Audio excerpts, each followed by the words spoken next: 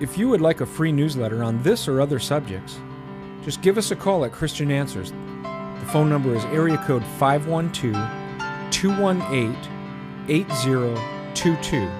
That's 512-218-8022. Or you could email us at cdebater@aol.com. That's cdebater@aol.com. Thank you.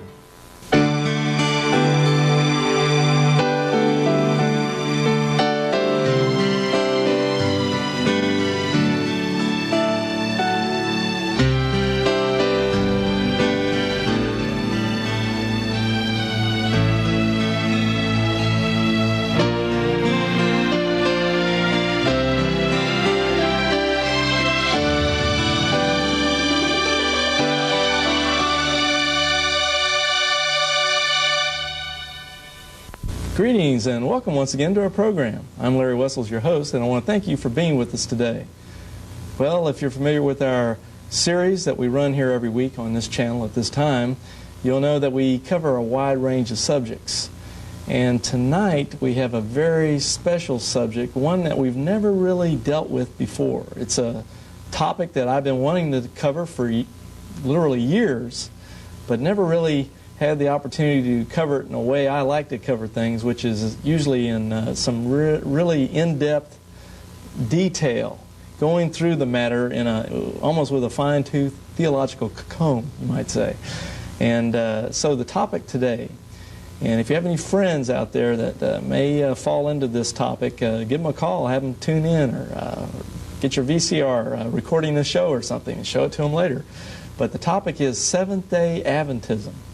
We're going to go into this in some detail. We've got a series we're producing here. This is show number 1 on this topic. And I think it's going to be very enlightening indeed, because as far as I know, not many people know a whole lot about this topic, the Seventh-day Adventists. They know a few general things like, well, don't they go to church on Saturday and stuff like that. But really, beyond that, almost complete ignorance reigns out there on what this particular group believes, teaches, and what they understand about the Bible. So to produce this program, this series we're doing, I've got some very special guests with me in the studio today, and I want to take this opportunity right now to introduce them to you, because we went to at least I did, to get some good pains to get them down here. They're from up north in Pennsylvania, so they've come a long way to film this show down here in Texas. And I want to just thank them for being with us today. Wallace and Carol Slattery. Wallace, it's great to have you here on the program. We're today. happy to be here. Carol, thank you very much for being here. It's a joy to have you here. I've wanted y'all here for a long time, as I was expressing to you before we even started taping. And for our viewers' sake, Wallace, I'd like to have you just say a few things about yourself.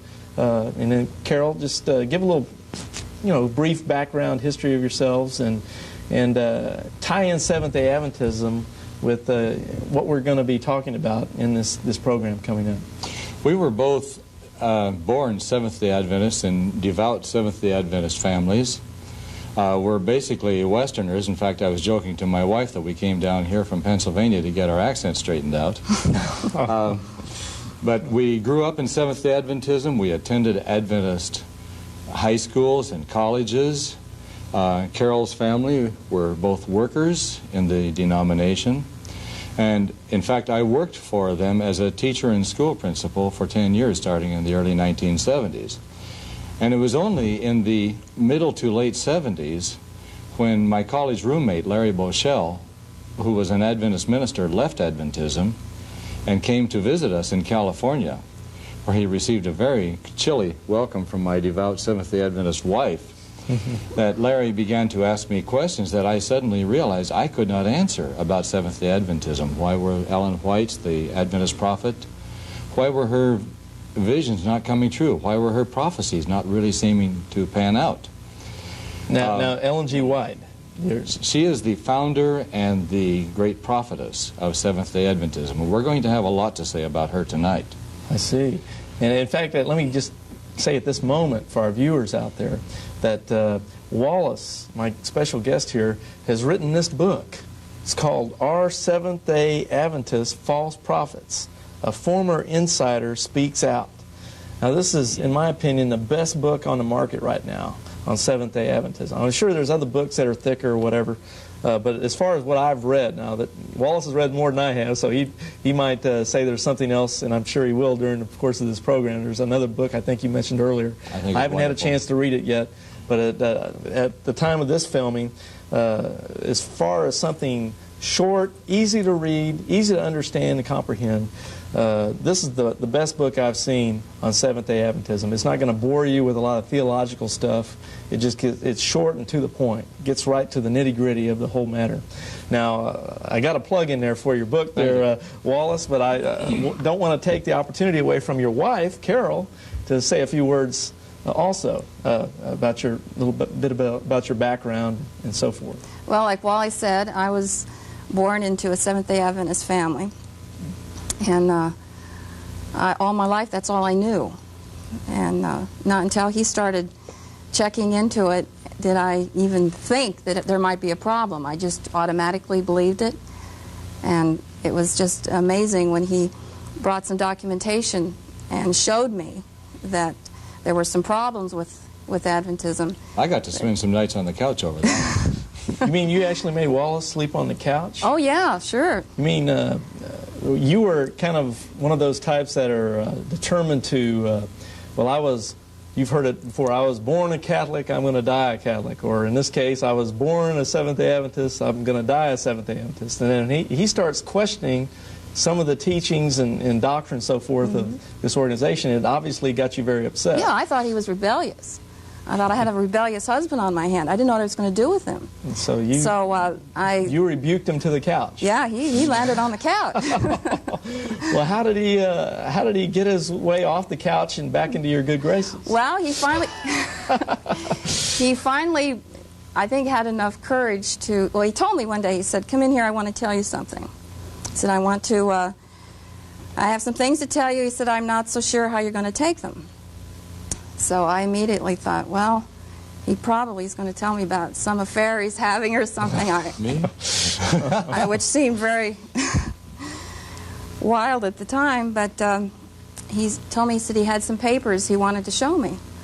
And the first thing he said was he was having trouble with Ellen G. White. The prophetess of the Seventh. The one really that started it along with her husband, James White, that started the Seventh-day Adventist Church, I think, in, 1861? Well, I think it was incorporated in 1862 or 3. Okay. But it had been a movement since the late 1840s. Okay. The Millerite movement. Well, we'll get into all of that. We'll get into that. So, anyway, you weren't looking to attack Seventh-day Adventism or get out of it or anything. It was just that your husband here had some questions, he had some things he showed you, and you almost against your wills came across this material, and what was it about some of the things he showed you that started to take your mind away from such devotion to Seventh-day Adventism to start having maybe some doubts about the whole thing? He had a whole stack of papers, and he said that the papers had come from Walter Ray, the pastor from a Seventh-day Adventist church? Yes. Now, Walter Ray, I've got it right here. In fact, Wallace, why don't you say a little bit about this book and Walter Ray and then tie that into what Carol was just telling us? Well, briefly, Walter Ray was a Seventh-day Adventist minister, very, very involved with Ellen White. He believed her wholeheartedly. But as it happened, he had turned out a commentary on her works, which one Adventist family, in gratitude for the fine work he had done, gave him a book out of Ellen White's library.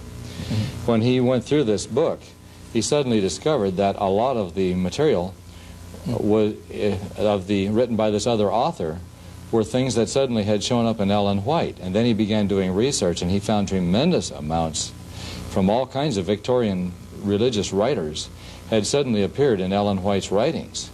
And he realized that this woman had taken these writings for her own and had claimed that they had come straight from God. Walter Ray was stunned, angered, and he began publicizing what he was finding, and needless to say, it caused a tremendous commotion in Seventh-day Adventism. Ray worked or lived about 20 miles away from where I was teaching at that time, and I might say that things were so well hidden in the Adventist background and their history that although I had started having questions, as I said, in 1977, I had been spending summers working on an advanced degree. And meanwhile, in my spare time, I was also working, trying to find out the truth about Ellen White, and I was getting nowhere. The facts about Ellen White were very well hidden. However, it seemed that all roads seemed to lead to Walter Ray. So in August of 1980, I made an appointment to... Oh, and we have it on a monitor here. Here's Walter Ray's book. The White Lie, which he had come out with and had so stunned the Adventist leaders. And that's the book where he documents...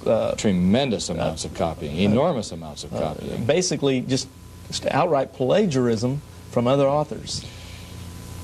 Legally, the Adventists have made a case that she did not plagiarize, that perhaps back then it was acceptable to do as far as the legal requirements go. The problem is that that does not answer the ethical, moral, and theological questions. If it's all supposed to come straight from God and you found that it came from the suppositions from another divine, another writer, you've got a serious problem then. Right, right.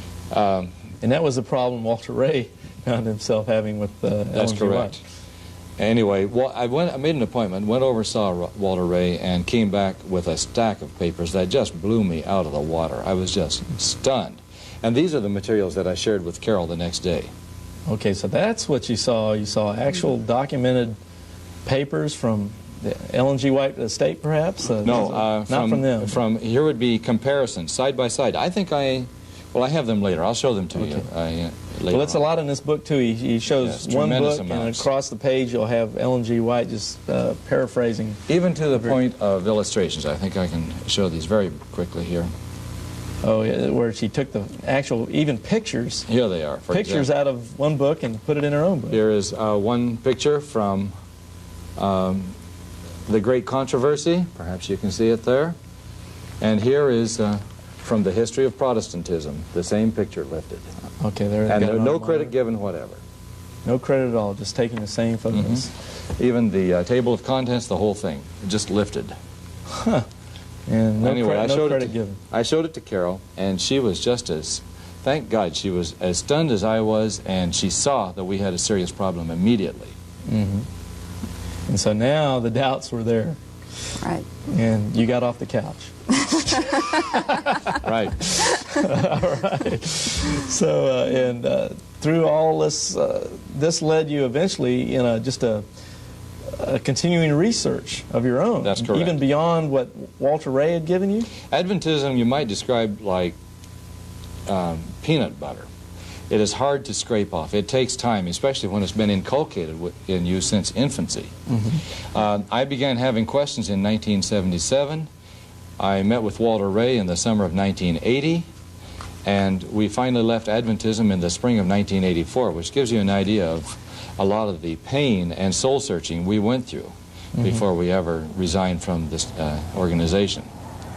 What year did you resign? 1984. 1984. Right.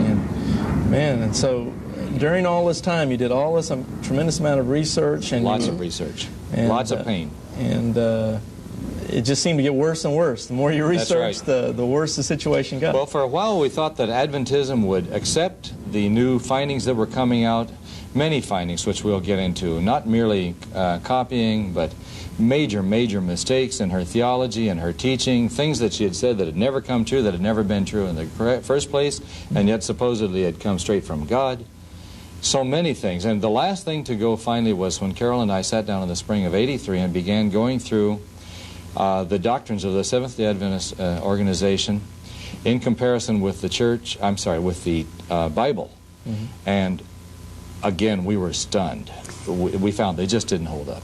See, we thought what we would do was just, when we found out that Ellen White was a false prophet, that we would just be Seventh-day Adventists, but we would not pay any attention to Ellen White. We would be evangelical Adventists. But it doesn't work that way. The church closed its ranks and froze people like us out. Hundreds of workers and probably thousands of members were frozen out during that period. Now, what years are you talking about, this period? Right. Say 80 to maybe 83, 84. So this is the big purging, you might say? You might say it was a big purging. Now, how did they do it? How did they go about getting you out of the church? Well, in the first place, jobs suddenly became very scarce. So they were getting people that would actually work for them, right, and putting the financial squeeze by way of their job position. Walter Martin stated, the famous CRI leader, stated that he had a list of at least 200 Seventh-day Adventist workers who had been purged of their positions. I'm sure that it was much higher than that. What did they do? Just send you a notice in the mail saying, "Oh, by the way, your suddenly job my is job over"? no longer existed.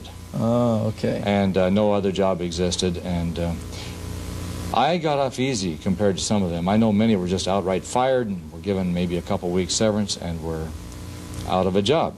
When you realize that Seventh-day Adventism is the highest paying denomination as far as the ministers go, you can see what a painful odyssey this might be for an Adventist minister. They're paid very well, and the working conditions are comparatively good. You know, give a sermon once a week, conduct some meetings, things of this sort, and you're doing just fine. And suddenly to find out the facts, but realizing that you're trained for nothing but Seventh-day Adventist minister. A lot of ministers underwent a lot of pain in that time, I'm sure you can imagine. Yeah. And it's still going on. And they're still purging out people. Oh, yes, absolutely. And what is it that's going to get you purged? What do you have to do as a Seventh-day Adventist to have the hammer come down on your head? Is it just question Ellen G. White? Is that all it takes? That's basically it. Mm-hmm. Whether you like it or not, she is the rock. She is the rock of the denomination. She's the cornerstone, and that's where it revolves. That's where it started, and that's where it's going to end. So if you're in a church, let's say at a Sabbath school or something like that, I guess that's what they call it. They meet on Sabbath school instead of Sunday school. Right. And you're in there and you just happen to mention off the cuff you disagree with Ellen G. White on some doctrine. Then am I to assume that perhaps then the grapevine carries that to somebody else and they find out more about how you feel about the situation, and next thing you know, is there any kind of like, I know the Jehovah's Witnesses, they practice something called shunning, where they start to kind of, you know, it's not as organized in the Adventist church. They don't formally shun. Oh, okay, so, but you can kind of... It makes a difference if you're a worker in the church, or if you're in the school system, or a worker, then it makes a difference as to what you believe. If you're just a church member, they may take a while. They'll basically freeze you out. Okay. And we've had a lot of friends who've had that happen to them, I might add. Man, so sounds like they're playing for keeps on this situation. I know of other workers right now who are undergoing the same process. It's almost like throwing a rock in the ocean. It takes time for that wave to spread, but as it goes through, it takes the workers with them. I know of workers right now going through this process. So what we're seeing right now is in Seventh-day Adventism is a more rigid polarization around Ellen G. White as a true prophetess and her interpretations as being almost infallible. To use a good Western term, they've tended to circle the wagons. Yeah, I guess that's a good way to illustrate it, for sure. Well, I just want to point out to our audience one more time, we've got these two excellent books up here on the chartboard. My special guest, Wallace Slattery's book, our Seventh-day Adventist False Prophets, Former Insider Speaks Out. We're going to, in this video series, get into a lot of material that you'll find in this book.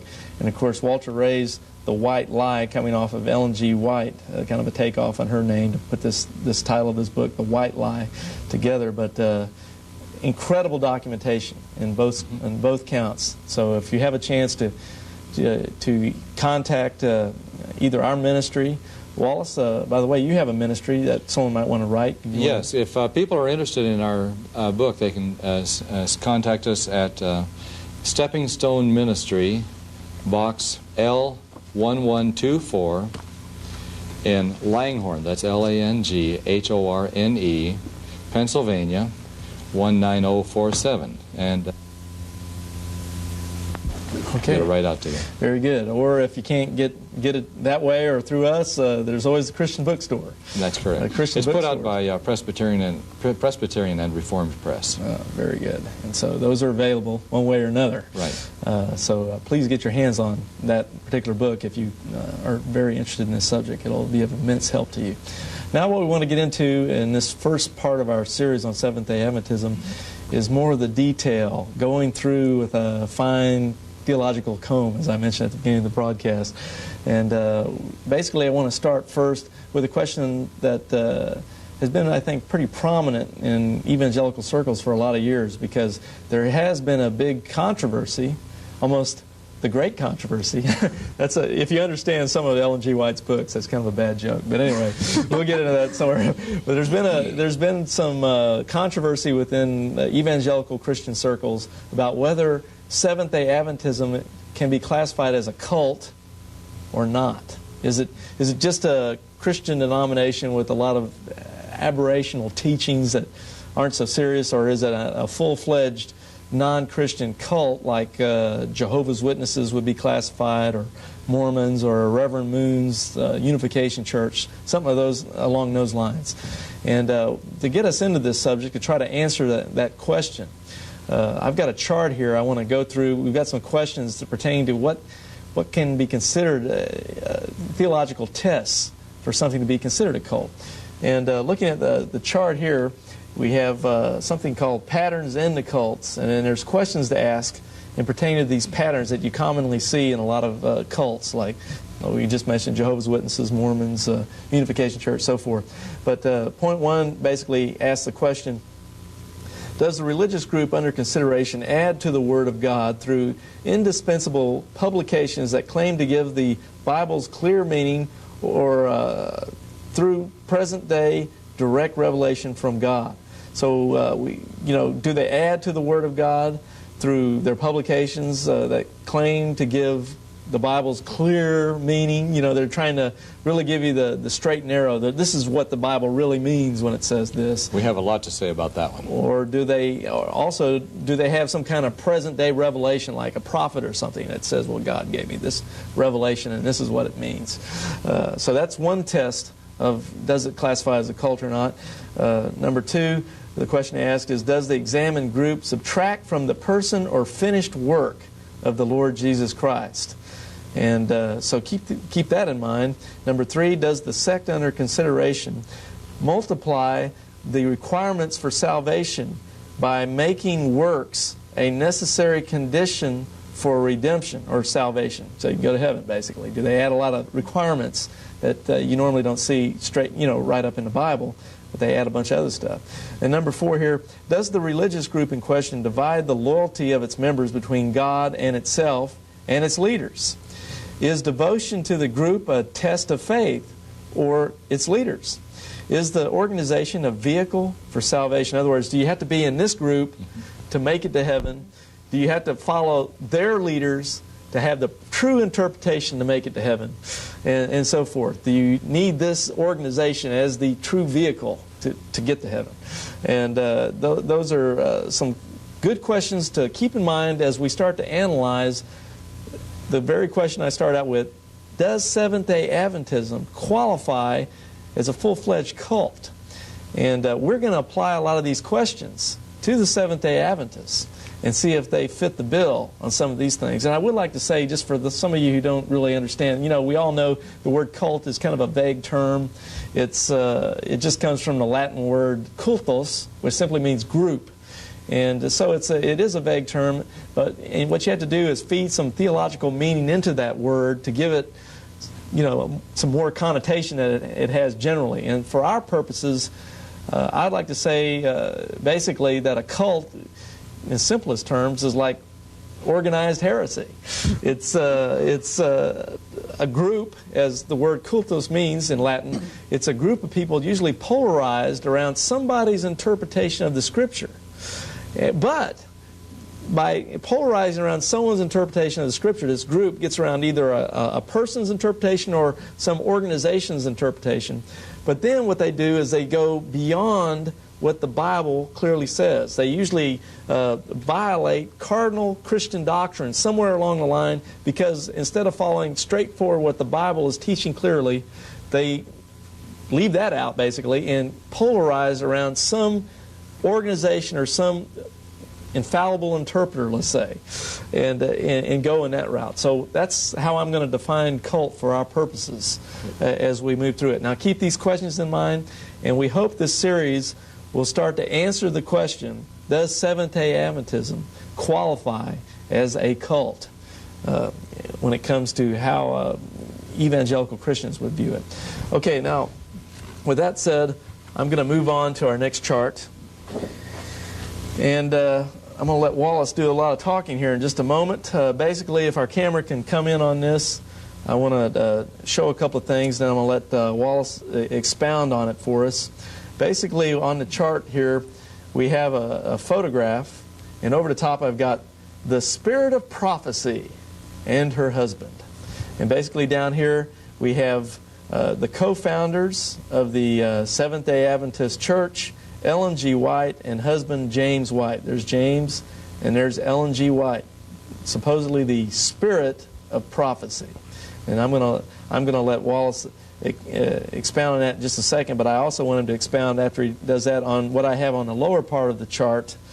We have another photograph here of a man named Hiram Edson, who was out of the Millerite movement of the early 1840s and so forth. I'm going to let you expound on that too. I'm going to let you just get into a broad history of this whole situation. And he came up with a famous doctrine of the Seventh-day Adventists called the sanctuary theory. And it's expounded right here on the other side in a small print that we'll get into. But I want to have Wallace now start back up here with the spirit of prophecy, kind of give us a general overview of the history and different things, and then moving into this Hiram Edson down here with this sanctuary theory. Sure. Millerism is the beginning of Seventh-day Adventism. William Miller was a farmer, a devout person, who in the early, probably 1820s, decided that the Bible prophecies pointed to the period of 1843 to 1844, that the sanctuary would be cleansed in his interpretation, that Christ would come and the world would be cleansed to become, a beautiful heavenly place. He began preaching this in the late 1820s, the 1830s, and the movement really seemed to catch fire. Now this would be the middle Atlantic states and the New England states.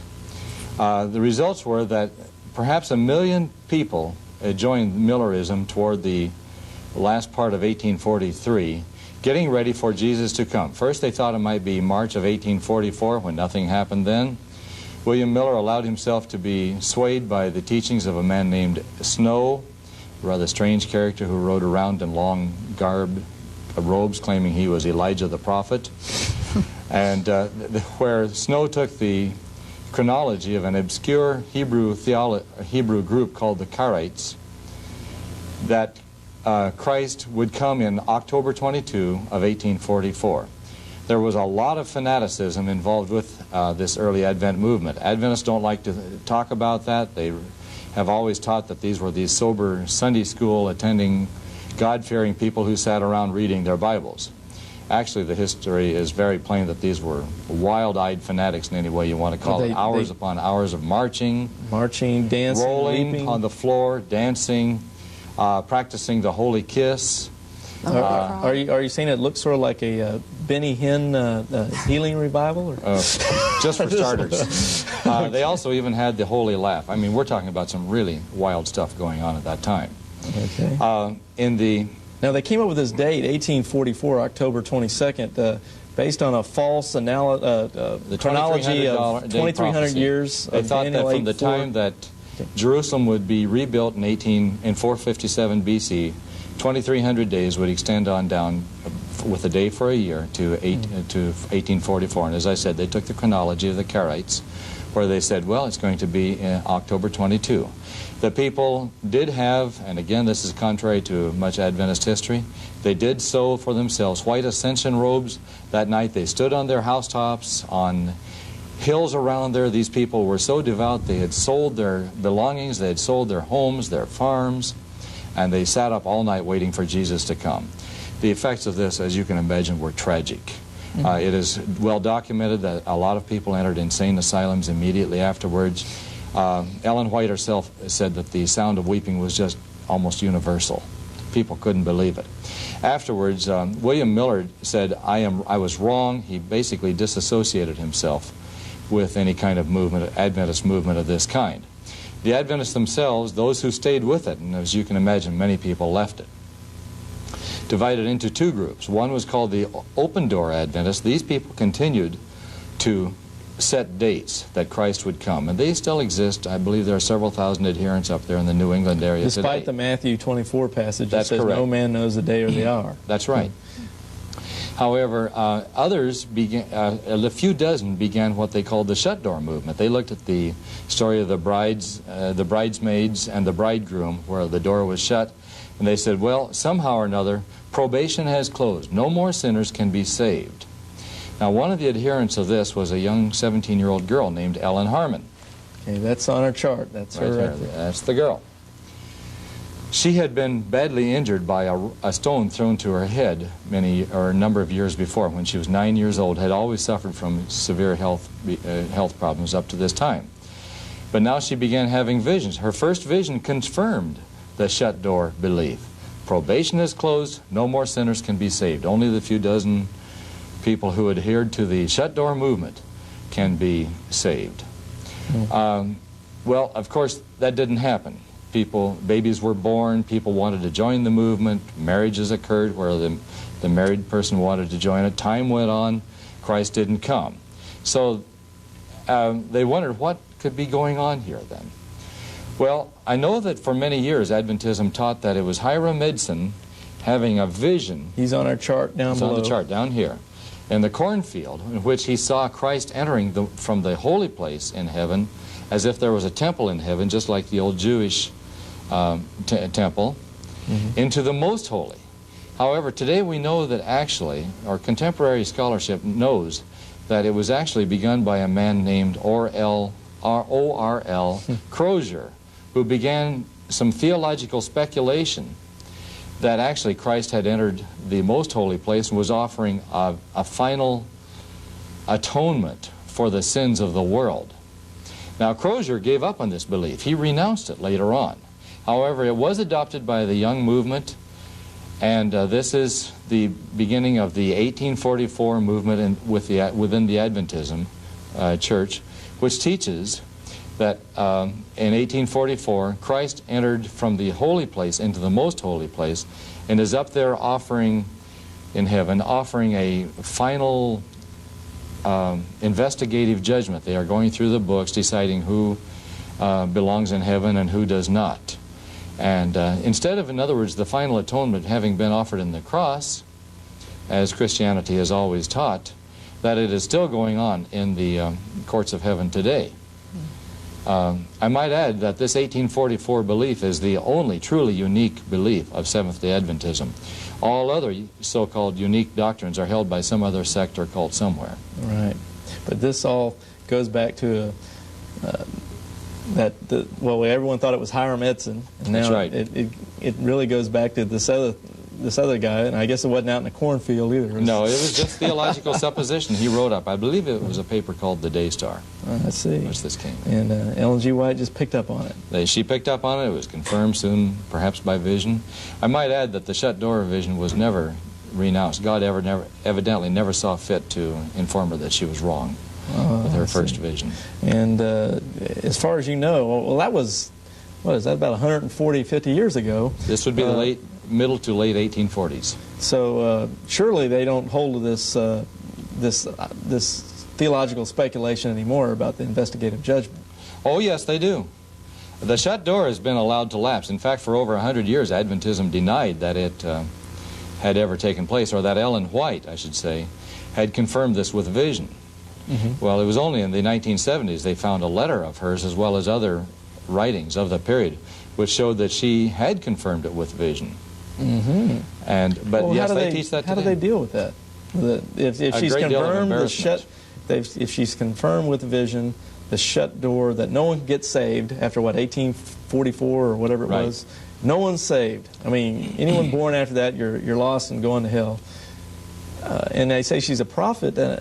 How do they deal with that? Do they just try to sweep it under the rug or something? Well, let's put it like this. I would say that 99% of Seventh-day Adventists had no idea this had ever occurred. Believe me, they don't want it out. The typical reaction of a Seventh-day Adventist to finding this out is that of being stunned.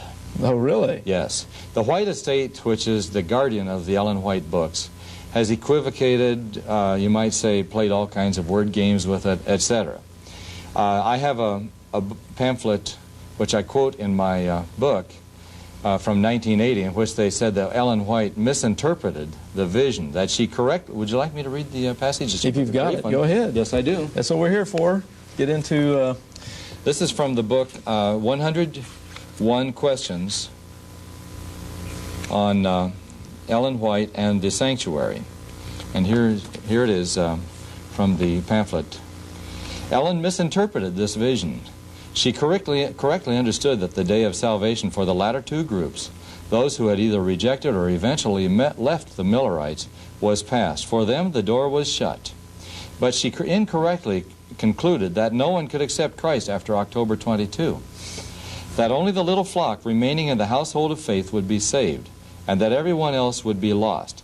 Now, this is very interesting, isn't it? Please notice that Ellen misinterpreted the vision. Think about it.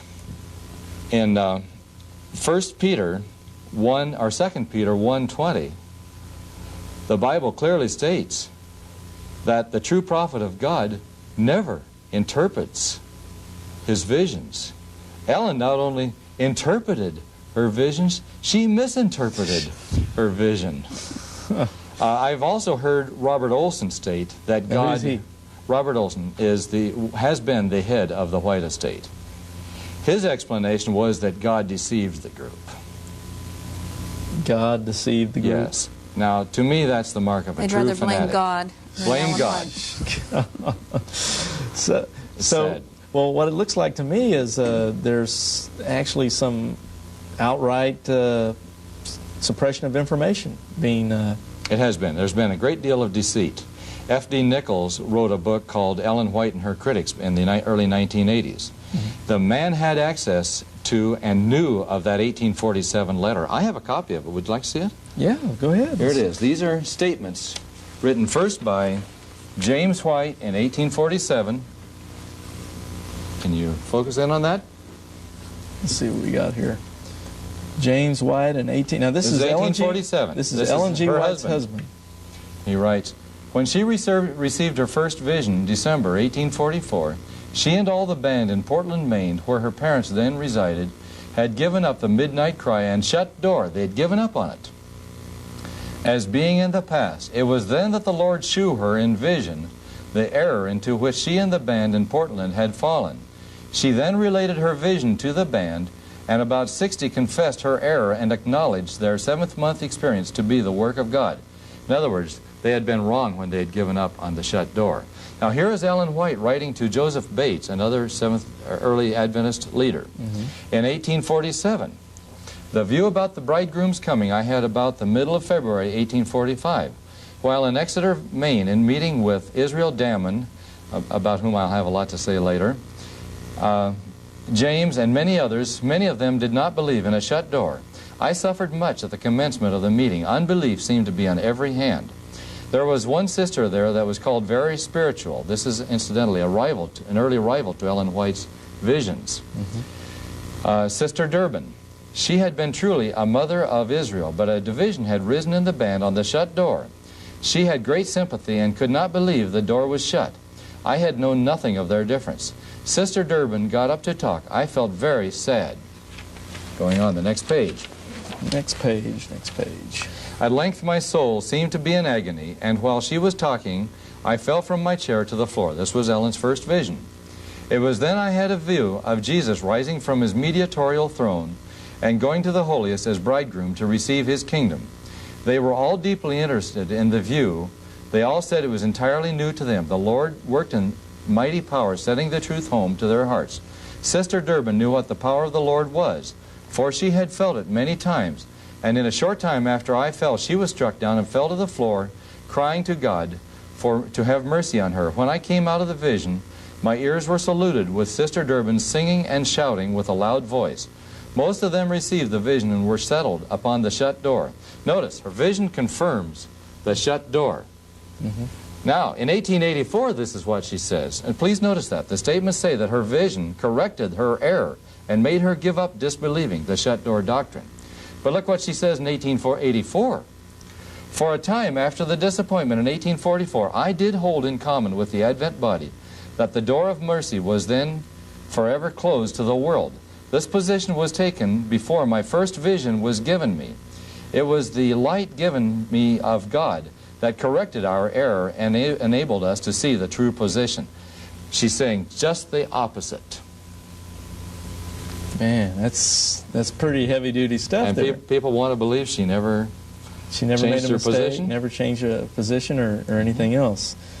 So basically, the shut door is something that mainly the hierarchy of the Seventh-day Adventist Church know about, but the little guys, they are not given access to this information. Interestingly, and I happen to know this from first-hand knowledge, nearly all of the leaders of the Adventist movement up until a few years ago had no idea of this. But there were always a few people on the inside who knew about this. F.D. Nichols, I mentioned a few minutes ago, knew about this. He knew about this letter. Arthur White, Ellen White's great-grandson, just grandson, not great-grandson, knew about this letter and was very careful to keep this thing hidden. It was people who were unsympathetic to this position who managed to sneak this out and get it out into the open. Incidentally, I have a copy of the original autograph of her letter. And it says the same thing.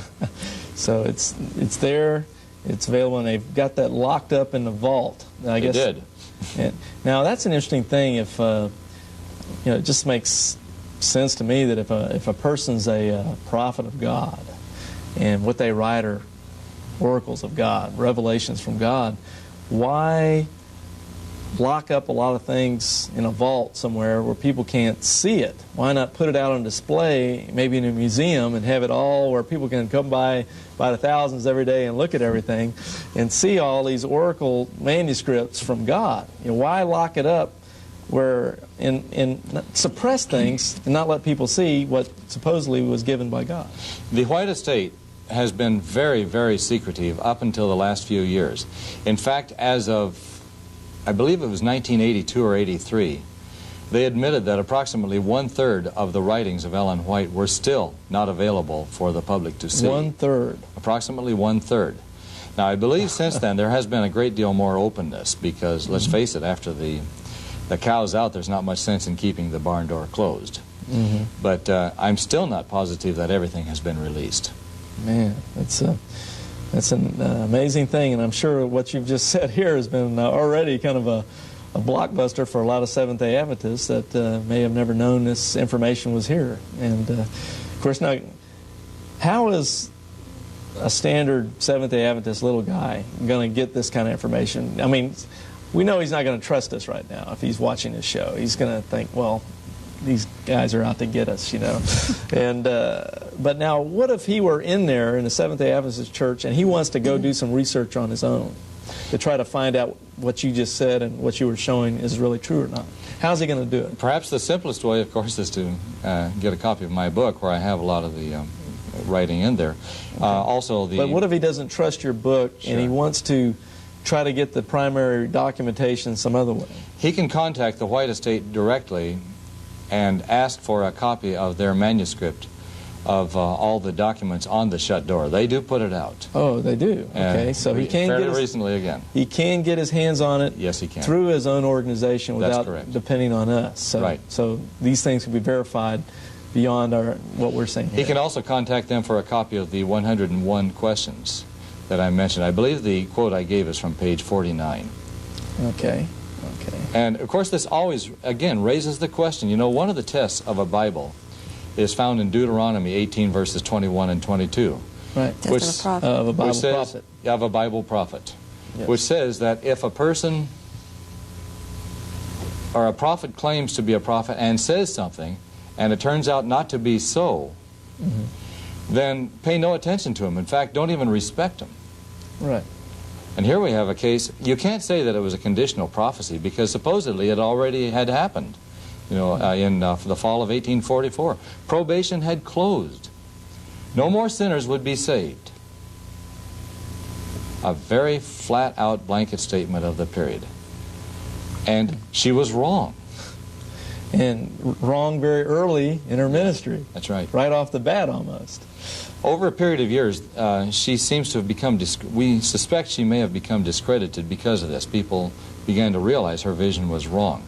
And it's interesting, there is a period from about 1851 to 1855 in which it's called the silent period.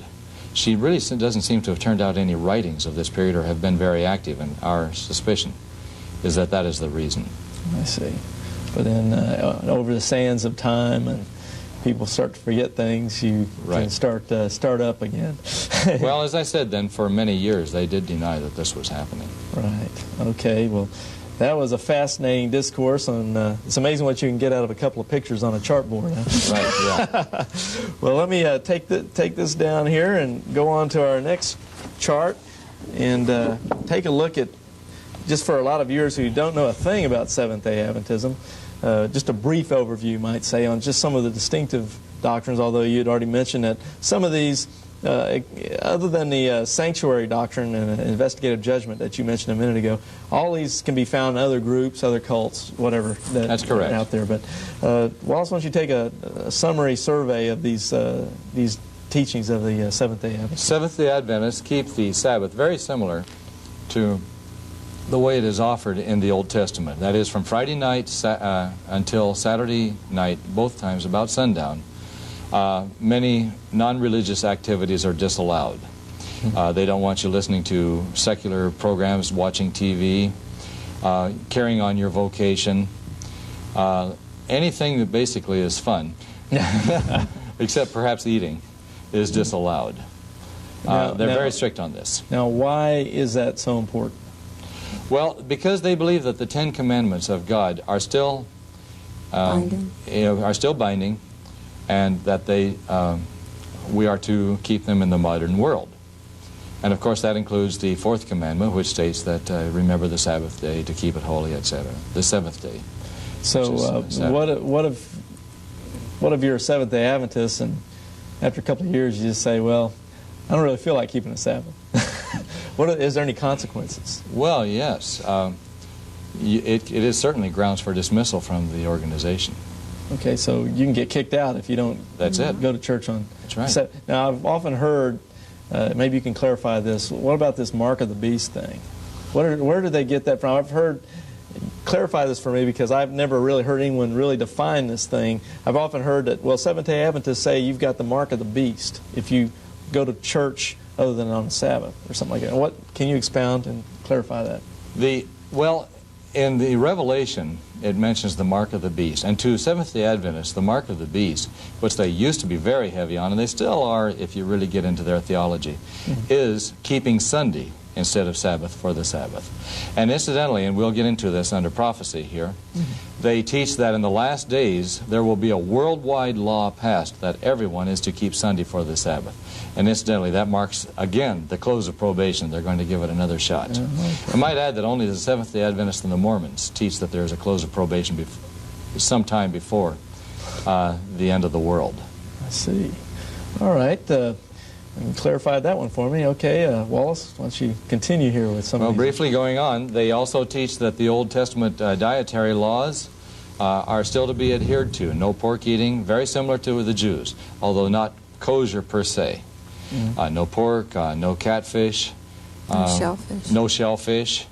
The interesting thing is, again, that all the time that Ellen White was telling others that not only was she not eating these non-acceptable meats, but in fact that she was vegetarian, we have good proof that, or good evidence that she was eating, among other things, pork sandwiches, and she loved oysters. You know, she was born on the seacoast of Maine. Right. And we actually have a letter from her in 1885 where she told her daughter to send her some good oysters, among other things. Now, these doctrines like this vegetarianism, these dietary laws, the Sabbath, they do teach vegetarianism too. is this coming basically from Ellen G. White and her interpretation? Oh, yes, absolutely. And she makes very strong statements about this. And most Adventists are at least kosher, not kosher, but they will not eat the pork, etc., the shellfish, and so forth. Do they tie that in with health concerns? Oh, yes, it's very much part of, I would say, the sanctification of most Seventh-day Adventists. But the thing is, they make that a test of fellowship. It is a test of fellowship. Oh, it's a test of fellowship. Oh, yes, definitely. So if you make the mistake of eating pork or something like that, you can get caught. I might add that the other things include they're very strongly against caffeine, such as coffee or Coca-Cola. Very, very, very strongly against alcohol, etc., which is all quite acceptable as far as they're concerned. They do not want you using alcoholic beverages. Right. The atonement of the sanctuary, Larry, we already mentioned briefly. That the investigative judgment and the guy, all that Adventism tends to divide into two groups when it comes to the study of redemption. The left wing is pretty close to evangelical Christianity. They believe that you accept Jesus Christ, your salvation comes strictly from your acceptance of Jesus, and that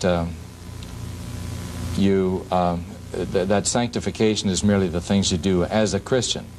The right wing is much more traditional, and they believe that, yes, when you accept Jesus Christ, your sins are forgiven to that point. The rest of your life you will spend working toward perfection, because in the last days you must be perfect. In fact, Carol has an amazing couple of statements from Ellen White I'd really like her to bring out at this time. Okay, we've got less than 5 minutes left in this program, so if she can do that, and then we'll have to race through these remaining ones and then maybe pick up with it in the next program. These are two statements from Ellen White which will just probably even blow the minds of most Seventh-day Adventists, although Carol and I were both taught this as youth, that this is the way it's going to be. Here's one. These are both from Ellen White. Those who are living upon the earth when the intercession of Christ shall cease in the sanctuary above are to stand in the sight of the holy God without a mediator. You are to stand there without the intercession of Christ. No mediator. No washing of our blood by Christ. What is that passage in Titus? I think it says there's one mediator between God and man, the man Christ Jesus. Yeah. But they forget that verse. They do. This is Ellen White. Through the grace of God and their own diligent effort, they must be conquerors in the battle with evil. That's Great Controversy, page 425. And here's the other statement. In that fearful time, the righteous must live in the sight of a holy God without an intercessor. Great Controversy, page 614. No intercessor. That's right. This takes Christ out of the picture completely. That's a mind blower. I mean, I believe I might have the statement with me. If I don't, I'll show it to you in our next program. Okay, so Ellen G. White actually, I mean, at this point, what you were just talking about, she gets it down to where she takes the Savior, Jesus, out of the way so that you yourself kind of become your own Savior. That's correct. And, by doing your own diligent efforts and doing your works. You have to be perfect in that time. Almost like sinless perfectionism. You have to be perfect. Does anyone teach that? The Adventists do. Yes, they do. Sinless perfectionism. In fact, in California, the Ontario Church at that time was under the administration of a very perfectionistic pastor. He called in a right-wing Adventist organization called A Better Way. And twice in a meeting, a church board meeting, I heard the leader of the Better Way state that he had not sinned for 2 years. The purpose of the entire program, A Better Way, was to teach people to live perfect lives. Perfect lives. And you can imagine the paranoia and depression and other problems. Well, you know, when I hear a man say he hadn't sinned in 2 years, I know the best way to get to the heart of the matter is if the man is married, go ask his wife if he hasn't sinned in 2 years. Now, that's the fastest way to find out if he's telling the truth or not. Well, he was bragging about the fact, so wouldn't that be conceit? Isn't conceit a sin? Oh, well, I've always said, I think it's scriptural here, that when a man thinks he can pull himself up by his own bootstraps for salvation, it leads to incredible conceit and pride and arrogance in that you think, oh, I'm doing these good works and I'm not sinning and I'm going to get the job done and look how good I've been this week. It just, it destroys any humility you have. And you can't be anything. When you look at the Scripture and how it shows us for what we really are, that we're just lost sinners and there's no merit in ourselves that are going to make us righteous before a holy God. It brings you down to the lowest, almost like to the worm level, and you just realize you need a Savior. There's nothing you yourself can do by yourself. Oh, by the way, before you go on, Wallace, I'm getting the signal from our crew here that we're virtually out of time. We just got a few seconds left, and we'll just pick up where we left off in the next show. So I want our viewers out there to stay tuned in this series. This is only part one of several shows we're going to do on this subject. But Wallace, would just take about 20 seconds and just give us a summary statement as we sign off. Seventh-day Adventism has been teaching its teachings for the last 140 years. It has not been challenged by evangelical Christianity until the last few years. And I would say to the Adventist believer, listen to us, do your own checking. You have a lot that was very exciting and is so much a better life than you can have possibly under Seventh-day Adventism. Okay, very well said. Please join us again next week at the same time as we continue in this very fascinating topic of Seventh-day Adventism. God bless. Thank you for joining us.